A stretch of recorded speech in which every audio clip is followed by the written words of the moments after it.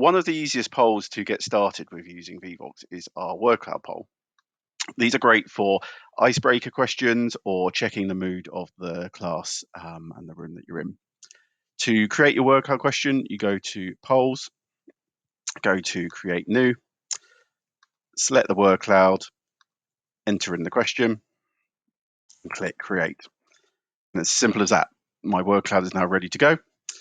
When I want to share this with the class, I can go over here to present, and to launch my poll, I simply go to open that there. As these responses start coming in, I might want to show these in real time. So I can go to show results. I can see these questions and see these answers, coming in real time. This poll can be open for as long as you want. So it might be something you want to have open at the beginning of your class as people are walking in or people are joining the session.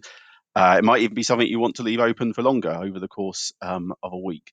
It's great for checking the mood of the class, but also for creating something as a group of students that they feel that they can own and is something that is visually appealing.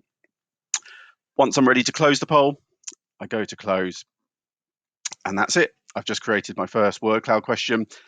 Back in the data, I'm able to share that word cloud image with colleagues and the class. I hope that's helpful. Speak to you soon.